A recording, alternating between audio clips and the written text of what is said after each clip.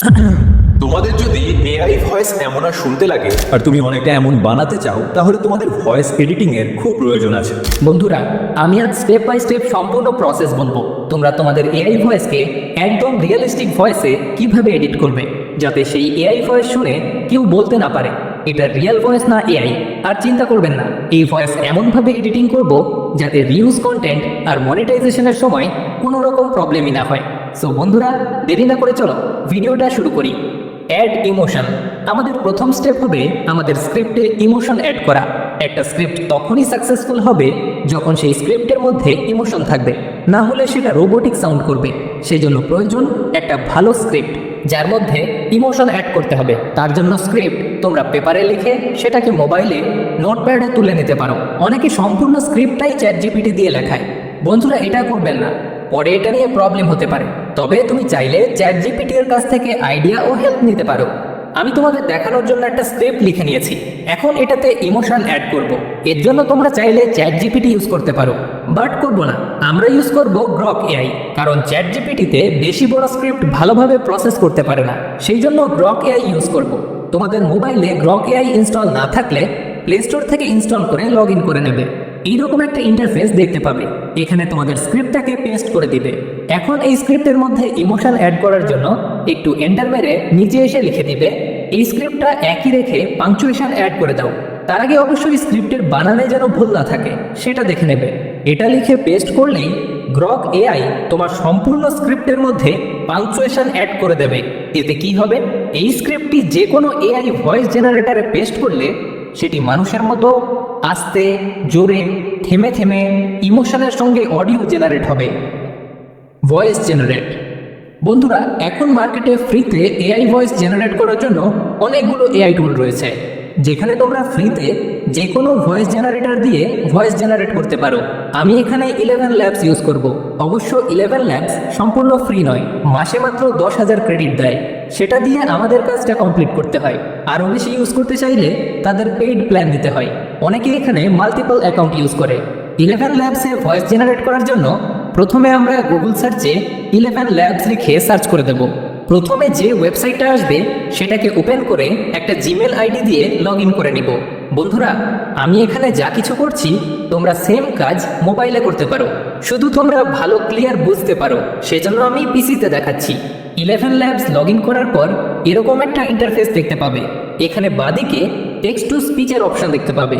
এখানে ক্লিক করে তোমাদের সম্পূর্ণ স্ক্রিপ্টটা এখানে পেস্ট করে দেবে। অবশ্য মনে রাখবে, এখানে একবারে মাত্র 5,000 ক্যারেক্টারের বেশি ভয়েস জেনারেট করা যায় না। তোমাদের স্ক্রিপ্ট যদি বেশি বড় হয়ে থাকে তাহলে ছোট ছোট পার্টে ভাগ করে তারপর জেনারেট করে নিতে পারো। সবচেয়ে ভালো ছোট ছোট পার্ট করে ভয়েস জেনারেট করা। এতে কি হবে, কোথাও ভয়েস ভুল জেনারেট হলে আমাদের বেশি ক্রেডিট খরচ হবে না, প্লাস ইমোশনটাও ভালোভাবে ফুটে উঠবে। বন্ধুরা, এখানে আমি একটা ছোট্ট স্ক্রিপ্ট পেস্ট করে দিয়েছি। এখন সেটাকে জেনারেট করার আগে আমাদের প্রথম কাজ হলো ভয়েস ক্যারেক্টার সেট করা। আমি তোমাদের দেখানোর জন্য বিরাজ ভয়েস ব্যবহার করছি, তবে তোমরা চাইলে নিজেদের পছন্দ মতো যে কোনো ভয়েস সিলেক্ট করে নিতে পারো। এরপর নিচের দিকে গেলে তোমরা 3টা ভয়েস মডেল দেখতে পাবে। এর মধ্যে V3 আলফা আমাদের ভয়েস জেনারেশনের ক্ষেত্রে সবচেয়ে ভালো। বাকি নিচের দুটো ভার্সন বাংলা ভাষার জন্য তেমন কার্যকর নয়। তবে যদি তোমরা হিন্দি বা ইংলিশ ভয়েস জেনারেট করতে চাও তাহলে V2 ভার্সন টি বেশ ভালো রেজাল্ট দেবে। তোমরা চাইলে এই ভয়েস লেভেল অপশনগুলো ব্যবহার করে নিজের ভয়েসটাকে আরও স্টেবল এবং ন্যাচারাল করে নিতে পারো। V3 আলফা এর ক্ষেত্রে কোনো রকম ঝামেলা নেই, শুধু এই স্টেবল লাইনটা নর্মাল করে রাখলেই হবে। এবার আমরা ভয়েসটাকে জেনারেট করে নিব। এর জন্য এখানে নিচে জেনারেট অপশনে ক্লিক করতে হবে। তোমাদেরও যদি এআই ভয়েস জেনারেট করার পর রোবটের মতো শুনতে লাগে, তাহলে চিন্তা করো না, এই ভিডিও শেষ হতে না হতেই তোমার এআই ভয়েস রিয়েলিস্টিক হয়। দেখতে পাচ্ছ, ভয়েসটি ইমোশনের সঙ্গে কথা বলছে। তোমরা চাইলে এই ভয়েসের মধ্যে হাসি, কান্না ইত্যাদি টোন চেঞ্জ করতে পারো। এর জন্য শুধু স্কোয়ার ব্র্যাকেটের ইউজ করতে হবে। তোমরা যেমন টোন চাও সেটা শুধু এই ব্র্যাকেটের মধ্যে লিখে দিতে হবে। যেমন আমি এই স্ক্রিপ্টের মধ্যে ব্র্যাকেটে লাফিং লিখে জেনারেটে ক্লিক করে দিলাম। এই দেখুন, তোমাদেরও যদি এআই ভয়েস জেনারেট করার পর রোবটের মতো শুনতে লাগে, তাহলে চিন্তা করো না, এই ভিডিও শেষ। তোমরা চাইলে বাংলা ইউজ করতে পারো, সেম কাজ করবে। তোমরা চাইলে এভাবে ভয়েসের মধ্যে আলাদা আলাদা টোন অ্যাড করে ভয়েসটাকে আরো রিয়েল করে তুলতে পারো। ওয়াও, দারুণ! Voice editing. বন্ধুরা, আমরা যে ভয়েসটি জেনারেট করেছি সেই ভয়েসটি এখন মনিটাইজেশনের জন্য এলিজিবল নয়। এটাকে এখন পুরোটা এডিট করতে হবে, তারপর এটা মনিটাইজেশনের জন্য এলিজিবল হবে। সো এর জন্য আমরা ইউজ করব লেক্সিস অডিও এডিটর, যেটা তোমরা প্লে স্টোর থেকে পেয়ে যাবে। লেক্সিস অডিও এডিটর ওপেন করার পর তোমরা এরকম একটা ইন্টারফেস দেখতে পাবে। উপরে থাকা ওপেন অপশনে ক্লিক করে ফাইল ম্যানেজার থেকে সেই অডিও ফাইলটি সিলেক্ট করে নাও। এরপর উপরের 3 ডটে ক্লিক করে এফেক্ট অপশনে যাও। সেখান থেকে ইকুয়ালাইজার এবং অ্যাম্পলিফায়ারে ক্লিক করে এখন আমার মতো করে একই সেটিং করে এবং অ্যাপ্লাই করে দাও।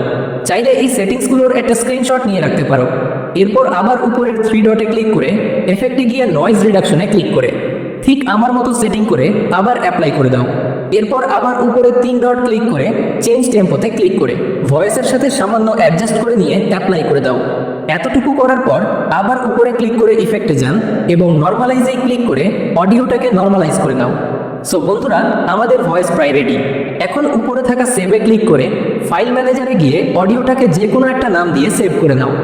বন্ধুরা, যে অডিওটা আমরা এডিট করলাম তার যে সাইলেন্ট পার্ট রয়েছে সেটা তোমরা ম্যানুয়ালি রিমুভ করতে পারতে, কিন্তু আমি এখানে গোল্ড ওয়েব অ্যাপ্লিকেশনটি ইউজ করব। এতে আমরা কিছু সেটিং অ্যাপ্লাই করার মাধ্যমে অটোমেটিক সাইলেন্ট পার্ট রিমুভ করে দিব। এতে আমাদের কিছুটা টাইম বাঁচবে। আপনাদের মোবাইলে ইনস্টল না থাকলে প্লে স্টোর থেকে ইনস্টল করে নেবেন। এ ধরনের একটা ইন্টারফেস দেখতে পাবে, যেখানে প্রথমে আমাদের এডিট করা অডিওটি এখানে ইম্পোর্ট করতে হবে। সেই জন্য এখানে উপরে ইম্পোর্টে ক্লিক করে আমাদের অডিওটি এখানে ইম্পোর্ট করে নিব। ইম্পোর্ট হয়ে গেলে এখানে এফেক্টে ক্লিক করে একটু নিচে আসতে দেখতে পাবে সাইলেন্স রিডাকশন নামে একটা অপশন রয়েছে। এটিতে ক্লিক করে দেবে। ক্লিক করার পর এই ধরনের একটা সেটিংয়ের অপশন দেখবে। চিন্তা করো না, তোমরা এরকমভাবে সেটিং করে রাইট মার্কে ক্লিক করে এটি অ্যাপ্লাই করে দেবে।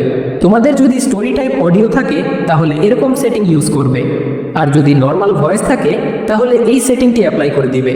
এটি অ্যাপ্লাই করার পর তোমাদের অডিওতে সাইলেন্ট পার্ট যতটুকু দরকার ততটুকু রিমুভ হয়ে যাবে।